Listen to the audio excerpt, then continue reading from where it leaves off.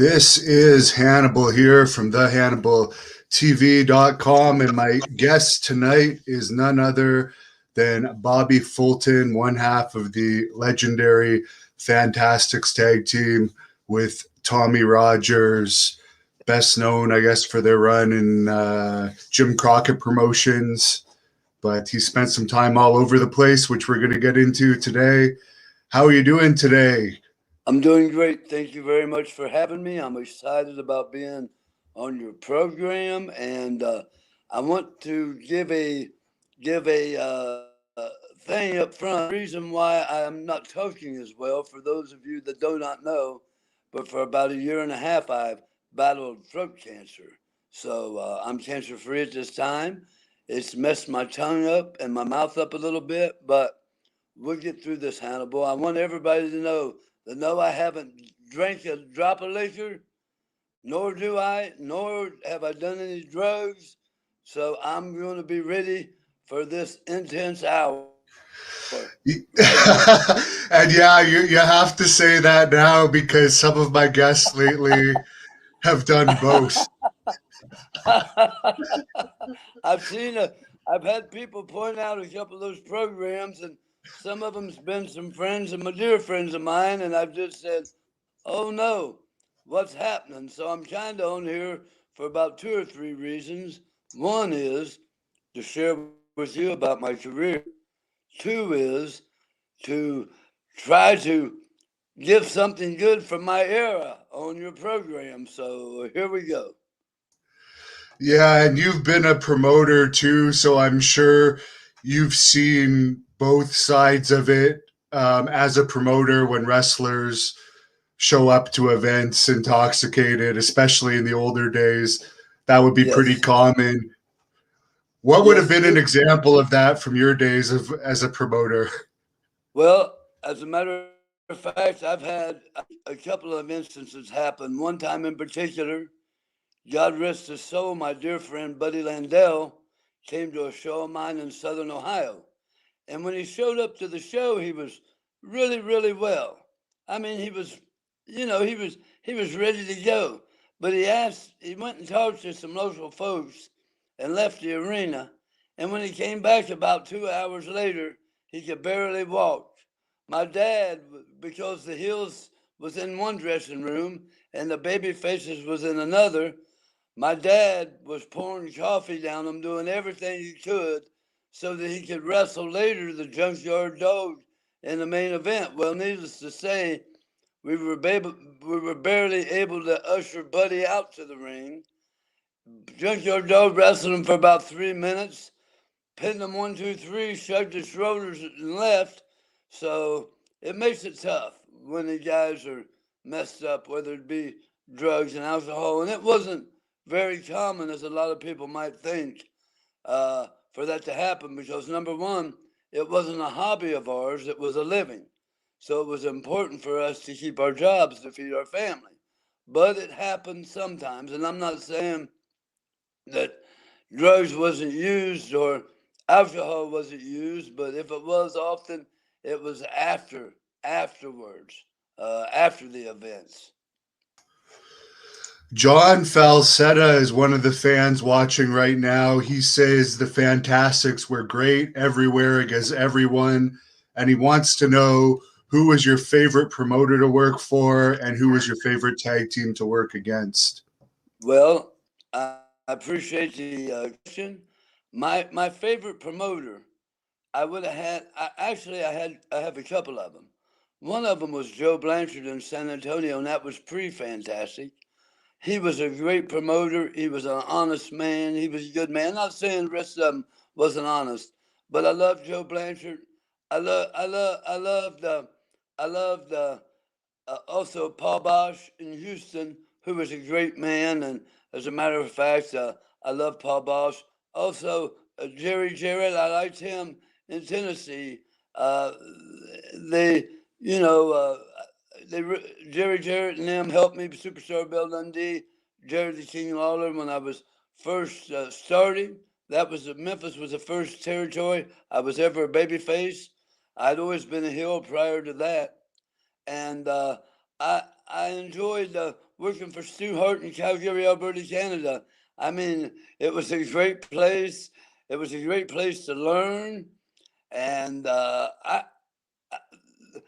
Cowboy Bill Watts was the toughest of the promoters to work for because he pushed us to the limit, but it was good. I just seen Bill Dundee yesterday, and we talked about Cowboy Bill Watts and Grizzly Smith and how we were pushed and how the demands was upon us, but it was good because Bill Watts was able to take a group of rebels, more or less, men that were their own men, and form them into be some of the greatest wrestling on television, whether it was Mid-South or it was later UWF.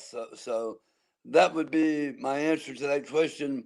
My favorite teams I've wrestled with, of course, everybody knows it's going to be Jim Cornette and the Midnight Express. Also, the Sheepherders. I loved the feud with them, but I want everybody to keep in mind that we just didn't have great matches with the Midnight Express, but we had great matches with a lot of teams we wrestled. Whether it was the Midnight Express, both versions of with Chandri and Eaton and Cornette, and then Lane, Cornette and Eaton, and but we also had great matches with John Tatum and Jack Victory. We had great matches with Eric Embry and Frankie the Thumper Lancaster. We had great matches with Pat Rose and Tom Pritchard. Also, I was trying to think the New Zealand Militia, Victory and Rip Morgan, and just on and on and on. I was blessed to be in an era where tag team wrestling to me was supreme, and it worked out really well for me as far as being a part of a tag team. You started wrestling at the age of 16. I started myself at 17, but what got you into wrestling at such a young age? Well, I'll tell you the truth, but when I was probably about 5 or 6 years old, I was walking in front of a television set. We only got three channels then. It was Channel 6 out of Columbus, Ohio, and I heard the pounding of something. And I stopped, and I heard the hitting of flesh and a small studio audience either cheering or booing, and the commentator speaking slowly but also describing what was going on. And it sounded like the greatest symphony I'd ever heard in my entire life. It was music, magic and music to my ears, and it stopped me in my tracks at 5 or 6. And I began to tell, and you can ask my brother George, who was Jackie Fulton, everybody from about that point on, when I grow up, I'm going to be a professional wrestler. Then I discovered the magazines at the drugstore stand, and I would buy the wrestling magazines because there was no internet. And I read and learned about wrestlers, not only wrestling out of the Detroit, Michigan territory, but also the wrestlers that wrestled worldwide, whether it was Bruno Sammartino on the East Coast or Pat Patterson and them on the West Coast. And it was just a great time because there were so many territories, so many wrestlers, and it really helped me learn geography because then I should learn where they were and what city and towns and stuff like that. So I fell in love with wrestling at the age of 5 or 6. And yes, I started setting up the rings for a promoter here out of Ohio that worked for a guy called Al Haft, and who ran shows with Al, but broke in through Al. And Leon Graham, it was Hank and Roger Vest. Roger was the son, and I would set the rings up for him. And it was different, Hannibal then. They never spoke out of school. They didn't smart me up to the business. They kayfabed me totally. I wasn't allowed in the dressing room, although I was with the ring. They wouldn't allow me to be there, be in the dressing room. They didn't talk out of school to us. They took care of the business. And I feel that's really missing today so much in professional wrestling. It took away the magic. Sorry to babble on with that. Yeah, there isn't as much dues that you had to pay, and the training's a lot easier now. If someone has the money, they'll train you and they won't necessarily test your toughness before teaching you. Like I'm sure you were tested. Could you tell us a little bit about what your Well, training was like? well, there was no schools in wrestling. It was on the job training, and you wasn't welcomed in the wrestling business. To be honest with you, you were an outsider, and they didn't like it. So I had no real prior training. The only prior training I had was once we'd set the ring up, Hannibal. Maybe we had about 30 minutes to roll around in the ring and wrestle. My school, my high school, Southeastern High School in Richmondale, Ohio, didn't have a wrestling program. They had just started their football program. They had an outstanding basketball program, but no wrestling program. So I had no amateur background training as far as that goes. I learned on the job. I was stretched some, yes. And I wasn't going to quit for nothing. I told my father on the way to my first match, I said, Dad, I don't know how fixed this is or what, but I said, if it is, and I used to fight when I was a young boy, street fight. I love to fight. And I told him, I said, if it's not on the up and up, I'm not going to do it. He said, son, if it's not real, there's more reason to do it. You'll last longer in it. So I went into it not really knowing. Like I said, they never smartened us up to nothing. As a matter of fact, jumping ahead, and I won't do this, but Nick Goulas, when he met me and Eric Embry, he said, you boys are what we call jabronis. And I elbowed Eric like that was a compliment. We didn't know the lingo and stuff. And plus, like you said about the schools and stuff today, I asked the people, the training people, where have you been? What have you done?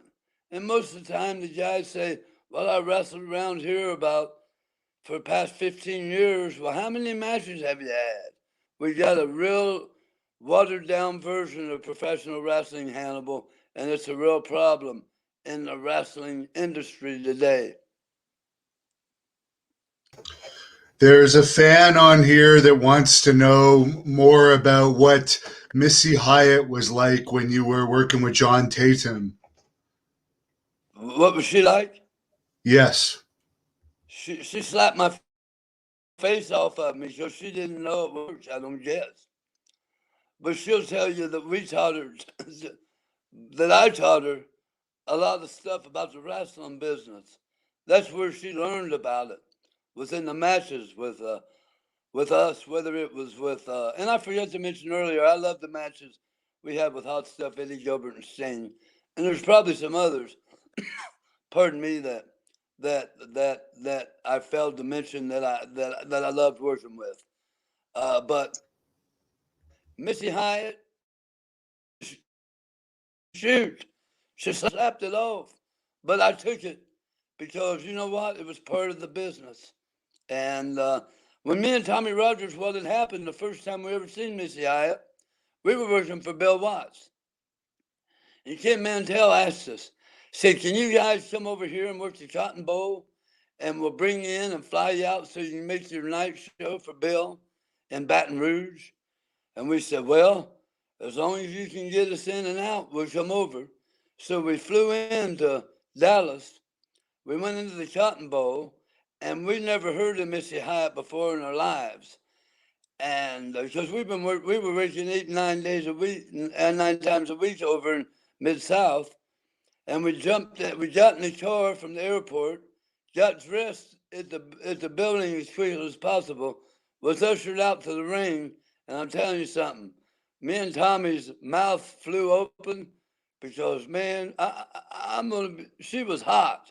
She was gorgeous looking, and we had never seen her before in our lives, so that was our first opportunity to see Missy Hyatt. And keep in mind, they were the heels, they didn't dress where we dressed, and we were the baby faces, so we didn't meet him, but she sure was easy on the eyes when we met her.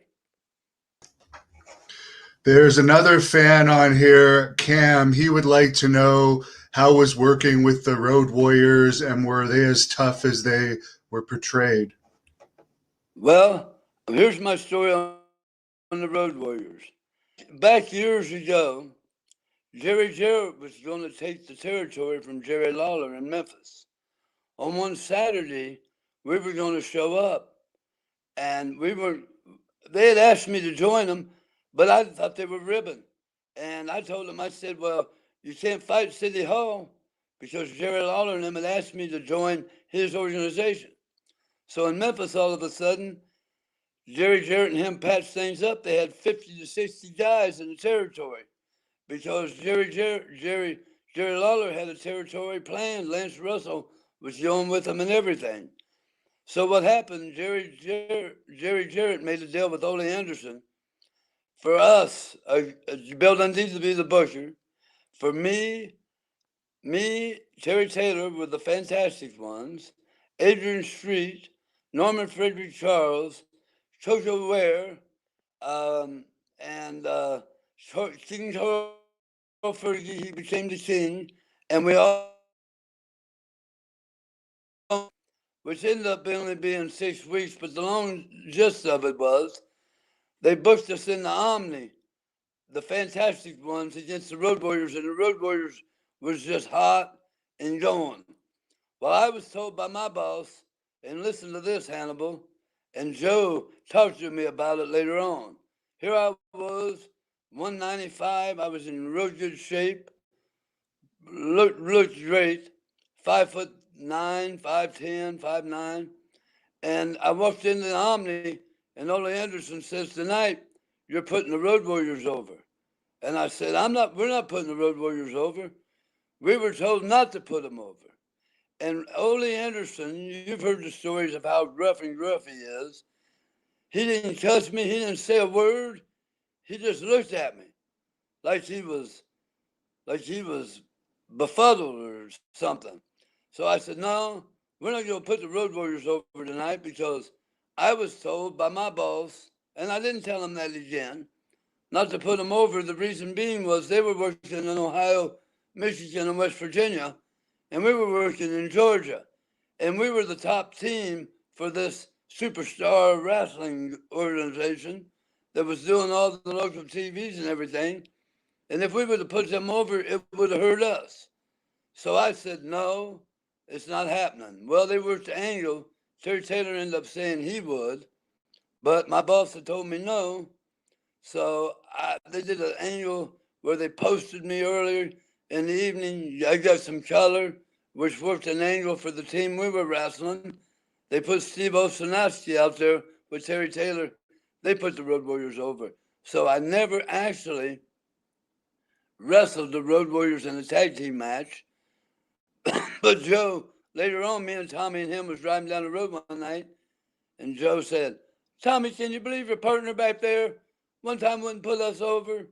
And because I thought he had forgot by then, but it was my boss that told me what to do, and I was going by what my boss said. And if my boss said no, then it was no, or if he said yes, it was yes. But that was my dealings with the Road Warriors. But I ended up loving the guys. They ended up learning the works later on. They were unbelievable, brutal at the beginning of their careers, but they got to learn the work, and they were phenomenal guys, that's for sure. You did some enhancement work for WWF at the start of your career. How was that experience? What was that now? Because you said out the WWF? Yeah, when you were doing work for them in Pennsylvania, I think. Yes. I wrestled for the WWF, and what happened was, when I was 16, after I broke into business, Flying Freight Fury and Wild Bull Fury were big stars up in Ohio. Well, all of a sudden, I had went to a show and met Flying Freight Fury. Well, the first show I worked for him, I refereed. Then after that, he said, hey, would you like to wrestle on my show coming up?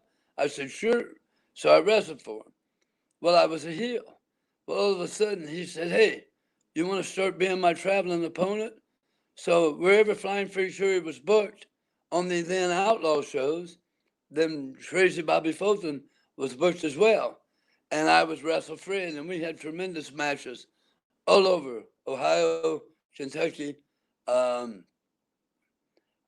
Kentucky, and Ohio, Kentucky, Michigan, West Virginia, places like that where we wrestled. Well, Flying Fred was going back in the WWF, three WFs, and he asked me if I wanted to go up there. And I wanted to jump at the opportunity because Hannibal, I had read about them guys in the magazines. And when I got to the dressing room, it was in Allentown and Hamburg. And we stayed in another town, I believe it was, Allentown and Hamburg, and Reading. I think we stayed in Reading at a hotel. So I got to the show that first time, and I stood there with my eyes wide open because it was like 50 of all the kings of wrestling. I'm talking about Chief Strombo, Dominic DeNucci, I'm the Bruno Sammartino, Ivan Koloff, and Freddie Curry came up and he said, "There's something in it."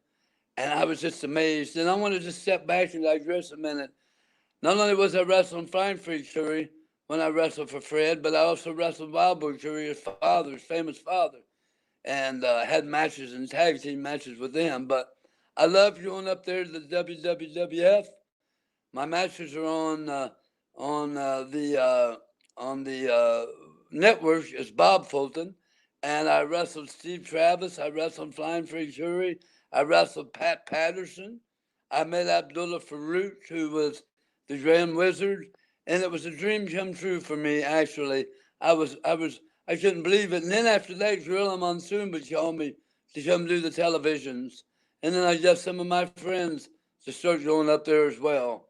So it was a great experience for me, and I loved it. I loved it so much. There's a fan on here, Fargo, that says you talked in another shoot interview about Tommy getting into it with Bruiser Brody one night, and you actually had to stop him from getting his head rammed into a van. Could you elaborate on that?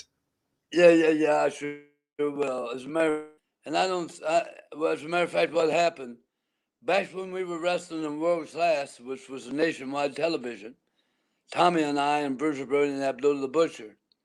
Well, we would get booked out all over the country for all these outlaw groups, which was now beginning to be independents. And every one of them had television, and they thought they were going to be the next big thing, the next big wrestling company.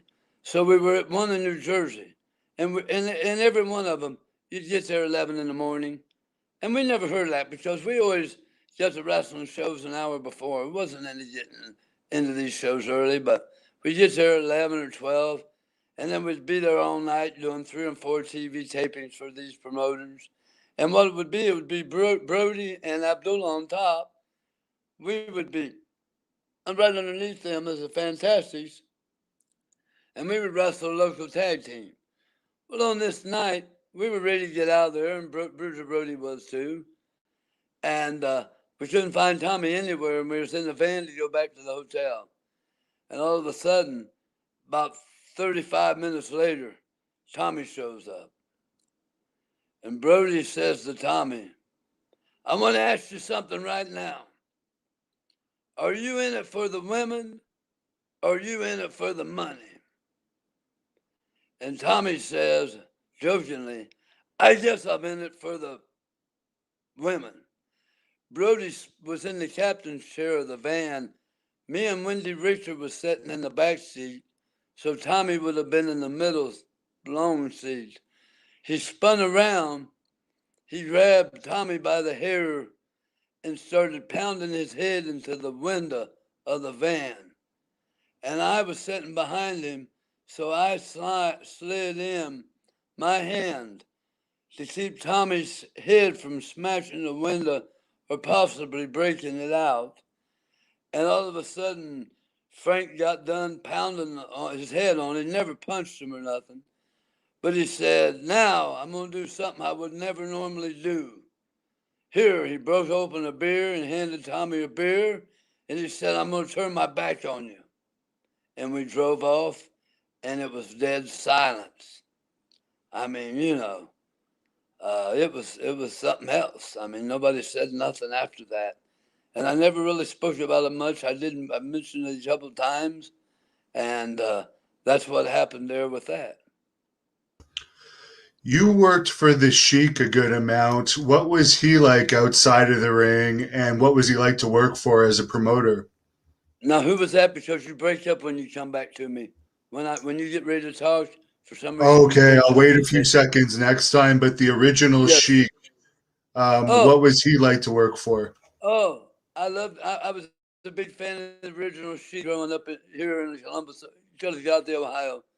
I loved him. I loved him and so many of the other guys. Just an honorable mention, Oklahoma Kid, Jess Ortega, Flying Fred Marble, Shuri again, all the Pamper, Furper, all the guys. But what happened was, I'd went to, well, when I was 16, this happened. I wrestled for him the first time, and Les Ruffin called me to wrestle in a match at the Dayton Hair Arena. So I went over there and wrestled. That particular match was at the Dayton Hair Arena, and I wrestled Al Costello the first match. And we went. I was 17. We went 30-minute Broadway, me and Al Costello. Then they brought me back in a tag match to team up with a young guy they were starting to call Macho Man Randy Savage, and he was. And our opponents was Senator Al Costello as a babyface and Chief Bobby Brody. Well, in that match, I wrestled 20 minutes in the tag. So every time I went to tag Macho Man, he would back off and step outside the ring. So finally, after must have been a rib on me because about 20 minutes into the match, finally I go to tag him. He hits me, and I go down, and they pin me 1, 2, 3, and then they beats me up afterwards, Randy Savage, in a working way. Because I met him, I ran into him later. So that was the first time I worked for the Sheik. And and Bubba Brazil was there that night, of course. But I went to Nick Julis' territory in Nashville. Me and Eric Embry were Bob and Don Fulton. And one time Nick Julis said, "Hey boys, would you mind picking up the Sheik over at the La Fuente Hotel and taking him to the town this week?" Well, this was a great opportunity for me, because I had in my car a magazine that said, "This is your life, Sheik." So I remember when we pulled up over there. I'm going to tell you something, Hannibal.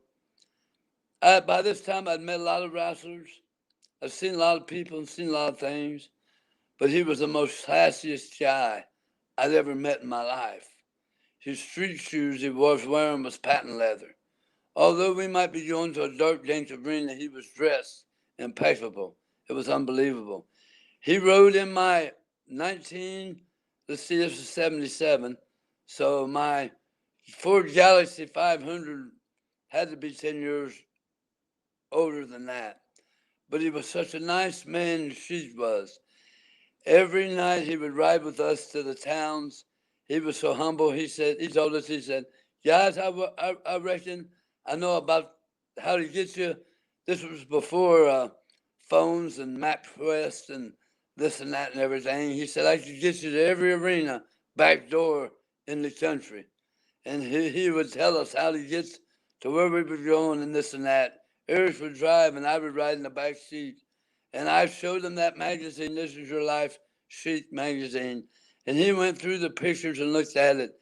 And he said, "That picture right there where I'm throwing the fire, that was taken downstairs in my basement." But he was an awesome guy, and I really hadn't worked for him yet. But then when I went home after working for Nick Goulas, I worked for him quite a few times on shows in Point Pleasant and Parkersburg, West Virginia. That was at the end of his territory run, and they were still doing big business.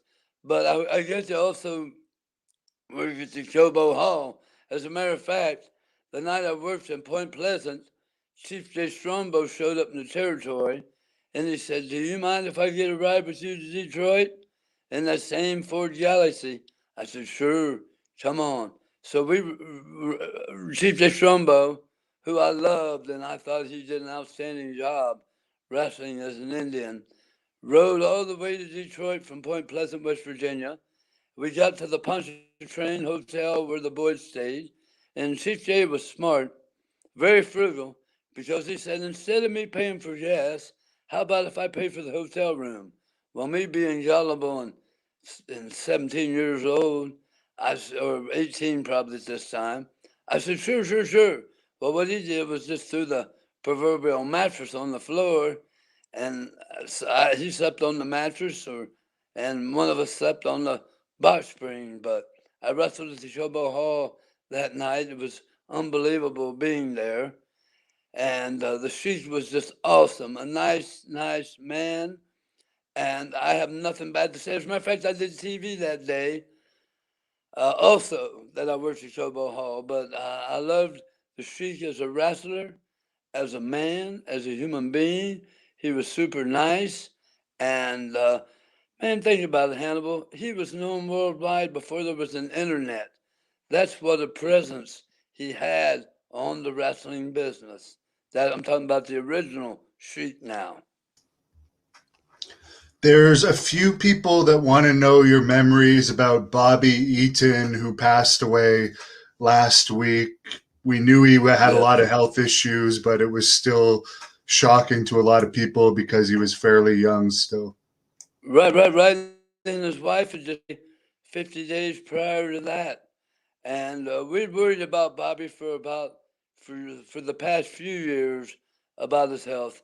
I love Bobby Eaton. The first time I met him, wrestling for Nick Julius, he was a babyface. And as a matter of fact, when he was a babyface there, he teamed with George Julius. They were called the Jet Set. And he and George wrestled Eric Embry and I. We were the Fulton brothers, Bob and Don Fulton, and we had a lot of matches with them. And Bobby was just a natural. And I remember when Bobby turned heel in Nashville, there for Nick Julius, the Sheik was there then. And the Sheik told him, said, Bobby, why don't you do what Ben Justice did up in Michigan and Ohio? When he turned heel finally, every time the announcer would ask him something, just start laughing. Just start laughing. And the Sheik was helping him, and I remember that about that.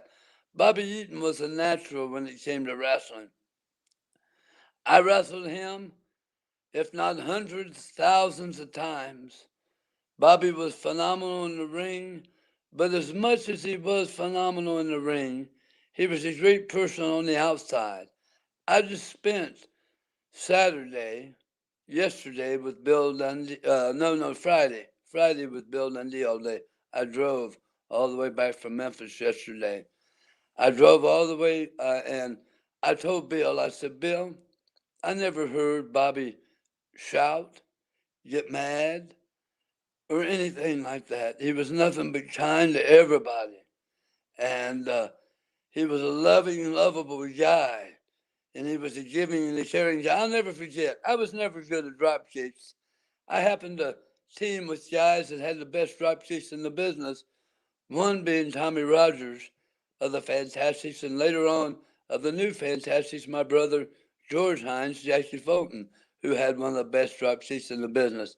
But I didn't have a real good drop kick. And I remember Bobby trying to teach me when I worked for Jarrett. He'd say, bail me, Bobby, across the ring. Take off running and drop kick him. And I'd drop kick him so hard, Hannibal, I'd about knock him through the ropes. I mean, he couldn't really take a professional looking bump, but he helped me in the ring. He gave me boots. There's a pair of trunks that I just signed a picture for. It says BF on them, and they're red and blue. But those really said BE, and I cut the little line off of the E and made him say BF. He gave me trunks. I love Bobby Eaton. It broke my heart when he died. I can't begin to tell you how much it bothered me because it was unexpected. And we lost so many unexpectedly, especially recently, to go and pass away. So, but Bobby Eaton, of course, he'll live forever in our minds and our hearts. And one of the great good guys of the wrestling business, Hannibal, Bobby Eaton. Now, of course, you also worked in Puerto Rico. How was your experience working for Carlos Colon up there? A lot of people had pay issues over the years. but you were there during its peak years, so hopefully you didn't have those issues. Right. Well, I had a few experiences over in Puerto Rico. I had the experiences when we wrestled in the peak years. They just bring us in, Tommy and I, for the weekends. I never worked it full time. They would fly us in and fly us out, and they paid us very handsomely for coming over. We worked the big stadium shows and the shows like that. We'd come in, I think, Hannibal on Friday, Saturdays, and Sundays and worked. And we would come in from, I can't remember what territory we were wrestling for then, but they would let us go and go there and this and that. And we always got paid good money. We had great matches with whoever we wrestled. And then as that went on, this and that, and had great matches in Puerto Rico, and we got paid fairly and squarely. It was treated really nice. And then Bruiser Brody got killed over there. And then Tommy Rogers told me, he said, Bobby, I'm not going back ever to Puerto Rico. And Tommy was starting to slow his schedule down a lot then anyway. He got a job with Coca-Cola in Florida, was trying to put his first marriage back together. And that's when I was kind of bringing my brother along with me some. So I told him, I said, Tommy, if you're not going to go, I knew Bruiser Brody enough to know that if I was killed in Puerto Rico, Bruiser Brody would still work there. And I believe that, Hannibal. And I knew Bruiser Brody really well, going back to an incident in San Antonio, where I found out by reading a book by Larry Matizak that he quit Joe Blanchard because Frank was mad because I made the same amount of money he made on a show. So I told Tommy, I'm going back to Puerto Rico. And we started going with Dick Murdoch, was booking. But the eerie thing of it was, when I first went back to Puerto Rico, after Frank had been killed, and I love Bruiser Brody. I loved him.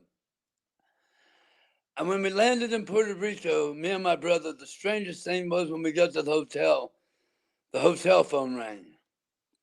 And I answered the phone, and all of a sudden it was this phone call. Amigo.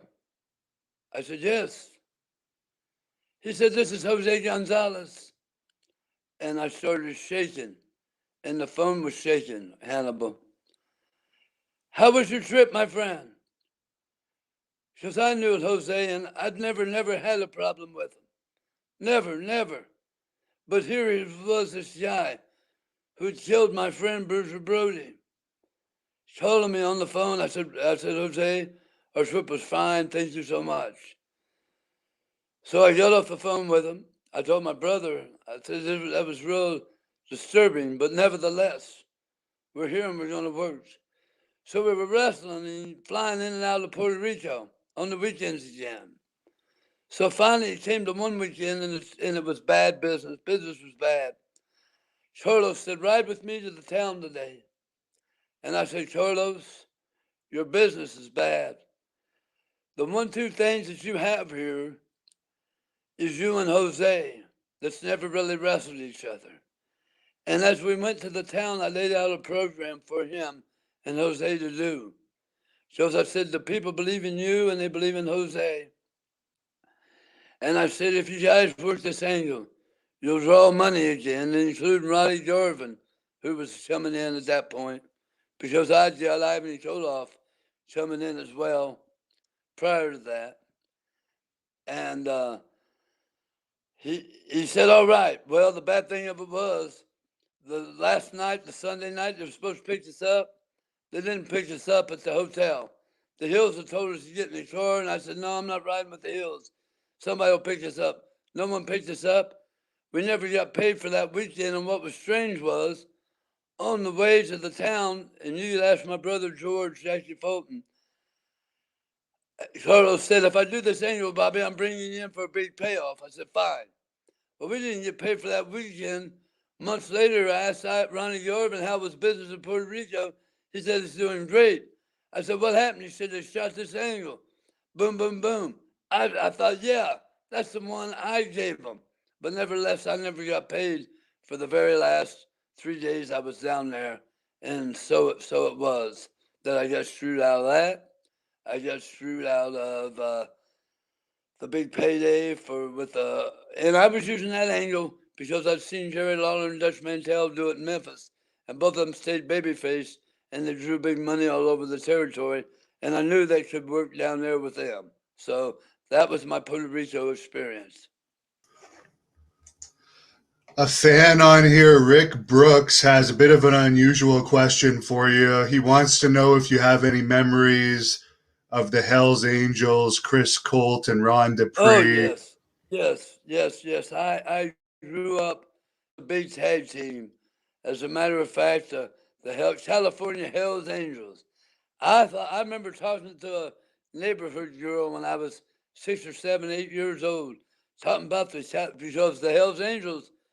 I mean, I know they're a big biker group now, but it seemed like they were more prevalent because back then the movies was out, the Hells Angels and bikers, and people was afraid of them. And we didn't see them all the time because we didn't have cable television, and number two, we didn't have the internet. So the California Hells Angels, I loved watching them wrestle in the ring. Ronnie Dupree and Christopher Schultz. I never got a chance to meet neither one of them. I would have loved to. And Trish Schultz, as a matter of fact, I met a lot of people that wrestled him.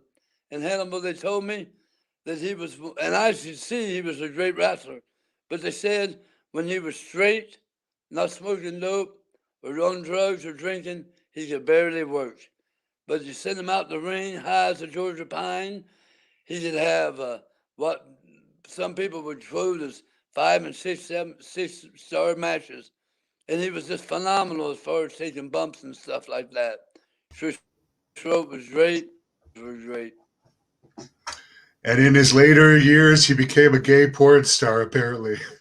Yes, and he was also a German apparently for a while wrestling, Chris Von Colt, and he went out to Portland and wrestled, and this and that. So, but he was phenomenal in the ring, and even back then we knew he was gay. I mean, I was a kid, but when I broke into business, and you know what, Hannibal, when we knew who was gay and who wasn't, we didn't talk about that stuff.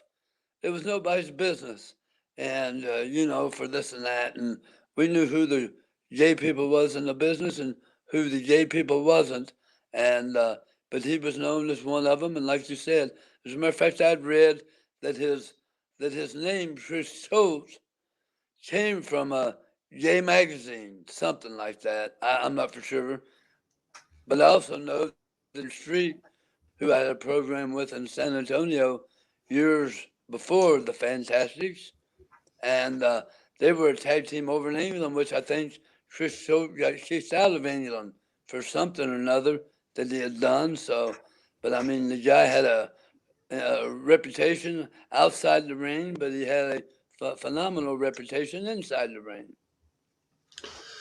Now, you were part of the Fantastics. Obviously, the girls loved you guys, and you also worked in a lot of the territories that were known for having groupies. Could you, which would have been the best territory for the groupies, and is there any stories you could share with us? Well, I'm gonna tell you honestly, they were all of them was great, except for one. And me and Bill Dundee just talked about this the other day. I'll tell you what happened. Bill Dundee looked at a picture of me and Tommy Rogers was sitting on his desk, on his table, and he looked down at that picture on Friday, and he said, "Bobby Fulton, that's why the territories you guys was in was popping." He said, "Bill Watts wanted Dick Murdoch and somebody else on top." He said, "How many girls are going to go watch Dick Murdoch and some of these big guys wrestle?" Said, "But it was you guys like you, the Rock and Roll Express, other teams that drew the women in. And where the women are, Hannibal, the men are. I'm talking about the general public, because they say, hey, where's all the beautiful girls hanging out at? Was right there at the wrestling matches. It didn't matter what territory it was in. My brother George Jackie, you know why he broke into business, Hannibal? He broke into business because he came to Houston, Texas, while he was in college.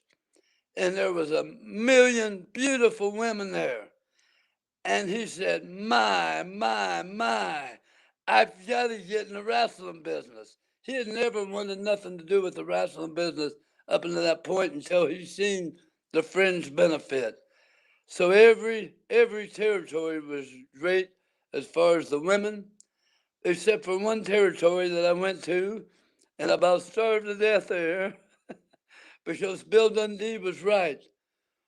Where there's no girls at the matches, there's no men, boys coming to look at them, and that was Kansas City territory. There was no girls, not hardly many women came to the wrestling match. And so me and Bill talked about that too on Friday. But it's true. So Yeah, it I was always out. heard that was not a fun territory to work because the pay was really bad. Right, And right, now right. that we find out that too, I guess it really wasn't fun. Right. Well, I'll tell you what. One time I was driving, and we was going to the peachy. The snow was real deep, and I was telling Bill and them this Friday. And what happened? I had to pee, so I got out before we played the toll. So I was peeing in the snow, and I looked down. There was a $20 bill, and because how I was able to survive in the territory, I had a Mercury Marquis, a Grand Mercury Marquis, and I took three of the other boys with me, and they paid trans. Well, as I was peeing, I looked down. There was a $20 bill, and I showed the boys in the car. I said, "Look, I just found a 20." They said, "No, you didn't." Then all of a sudden, I looked down, there was another 20. I picked it up. I said, "Look." And about that time, everybody jumped out. I found about four or five $20 bills out there in the snow by the grace of God. And they dove out of the car. They were, they were digging through the snow. They were looking for it because, yes, the money was tight in Kansas City. But Dewey Robertson, the missing link, told me, he said, "Bobby, I stayed there in Kansas City, not making a dime, so I could just learn the wrestling business." And then after Dewey learned all the wrestling skills, he became the missing link where he didn't use one of them. I didn't understand that. The brother man wants to know what you think about WWE and AEW today, and if you think wrestling territories could ever make a comeback. Well, the wrestling today, it lacks passion. It lacks passion. Being it lacks passion from the audience. Number one, and it lacks. They do all kinds of great moves and better athletes than we ever thought we would be. But all those moves mean nothing if there's no substance in the matches, and that's what it's missing. And it's in the last substance in wrestling was probably the Rock and Stone Cold and them in that era. And it's not to blame the boys, but it's what they're wanting. And listen, I should make people cry by selling in the ring, and I have, and I still do it when I did it on the independent shows in the last years up until I got throat cancer. I can make people cry. And I make them want to crawl in the ring and help me. And as a heel, I make them want to fight me. But they don't do that anymore. Number one, they took away the ideal of a babyface and a heel. In every John Wayne movie, you know who the good guy was and the bad guy. And that's one thing in wrestling. When you take away that element, that hurts the business right off. Nobody's a shade of gray. Everybody's a good guy and a bad guy. Number two, they don't. You got to grab a hold. How many UFC guys do you see doing moonsaults off the top? But what's their buy rate on the pay-per-view? And I know they punch and kick on UFC, but they also grab holds and worship.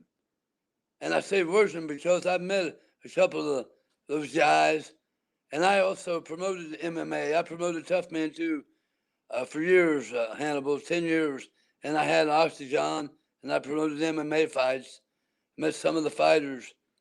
And while I don't think all of it's a work, I believe some of it's a work. And I'm not insulting nobody, but I'm just telling you, the UFC hijacked the wrestling business, MMA did. So there you go. I think it lacks as far as passion to get the people to really care about somebody. It's not there anymore, and it needs to be there. The aim needs to be. They need interviews, and you know another thing they need to do: go back to helping these local towns and cities raise money. It was one of the pluses in every territory we wrestled in that we would go to high school. We'd be in a major coliseum one night, be in a high school the next, raising money for the local uh, uh, band boosters or whatever that would be. And I think that needs to be back in wrestling. I think that wrestling should be, if it should happen, I think it should if it's done right, but never has the money or the brains been met. Once that's done, some good old fashioned professional wrestling at its best. The promos overall are better in MMA these days too, I find. The what now? The promos, like the wrestler or the fighters on the mic in Yes, MMA are a lot better than most of the wrestlers these days. it's believable. And that's what's lacking in wrestling. Listen, when I go to a magic show, I don't want to see them tell me how he done the tricks. When I take my kids to see Santa Claus, if I would have, I don't want to see a guy sitting up there in a pair of blue jeans, skinny, not with a beard and a red suit. So why must we insist to continue to convince the people that wrestling is fake and a work, and that now they're taking bumps on the edge of the ring, on the aprons of the ring where it makes no noise, where it just cripples them. Man, Bill Dundee looked at me the other day at 60. He said, Bobby, I told you quit taking all them bumps. He said, look at you. But look, I get slowly around to 60, plus I fought through the cancer and everything. But some of these guys, if they live to be 60, aren't going to be walking. And I hate it for them. But you know, also at the same time, I went down and guest coached at the WWE Performance Center. And I loved it down there. And they're training them all the right way and this and that. So I don't know what they're trying to do with wrestling today. They're trying to reinvent the wheel, and this building D told me too. It doesn't need reinvented. Just go with what was there and use it. I just don't understand why they don't. Now, you actually had a match on Raw in, I think, June of '97 against your partner. Right. How did that whole situation happen? And was there originally going to be more to it, or what was the whole deal there? No, I was running my tough business then.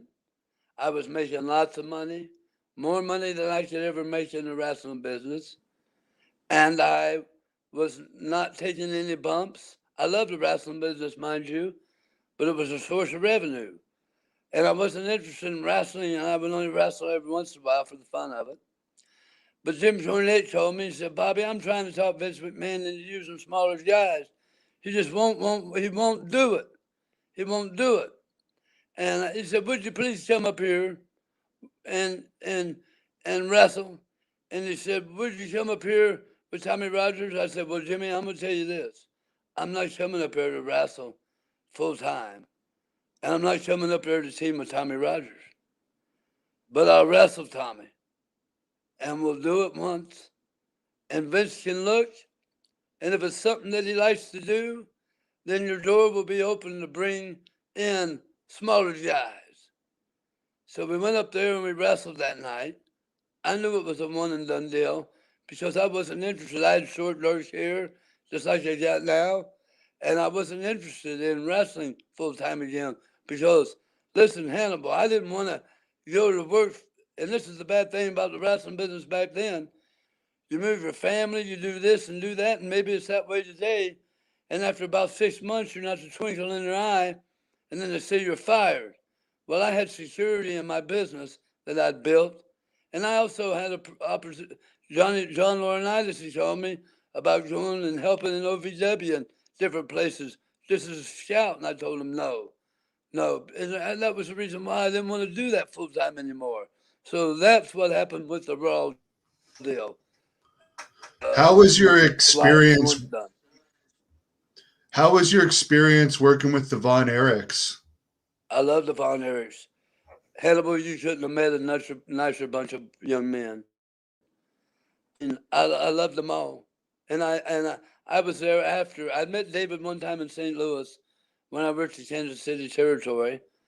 But as far as Kevin and Mike and Sherry and even little Chris, it wasn't. It was the nicest guys, just like they knew us their whole lives, talked to us really good, and really great. They were characters.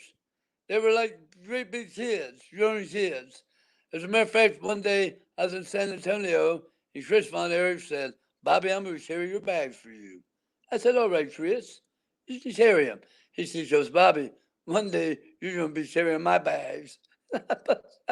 I bust out laughing and everything, but I was there when Mike killed himself, and what was ironic about that was Hannibal was just a couple of days before we were in a high school gym doing one of those fundraisers, and there was a roll of tape there on the floor from the high school, and Mike Von Erich said, "Oh, I ain't gonna take that tape.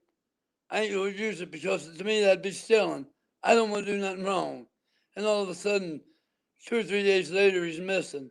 And then we find out he zipped himself up in a sleeping bag and took a bunch of pills and ended his sickness, which I was there when he had the sickness, I can't remember what the name of it was, but toxic shock syndrome. And he was frail and he tried to come back to wrestling. I don't think Mike ever wanted to be a wrestler. And I was there and I teamed with the Von Erichs and I always loved it. I was in 6-man tags with them and this and that. And Kevin said, we always liked asking Bobby Fulton to come and be a part of our 6-man tag matches whenever they needed me and everything. So it was a great experience. And Hannibal, I'm going to tell you something. We were the WWE in world class, going worldwide before the WWE, because we went to Israel and wrestled. We went to Lynn, Massachusetts, and sold it out. I remember going to Chicago to the airport when I was in WCW, and people knew me, and I'm not just saying it, at the airport before they knew the rest of the boys that was at WCW.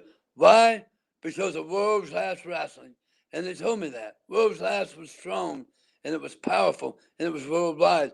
We even had people from Japan come over and do videos for the local TV stations in Japan before we even went to Japan because of world class wrestling television. So it was powerful, very powerful. But as far as the Von Erich boys, I love the Von Erich boys, and tragedy what happened to the family.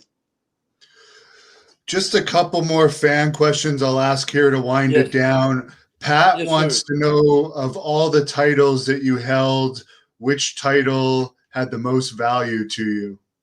The titles. The titles.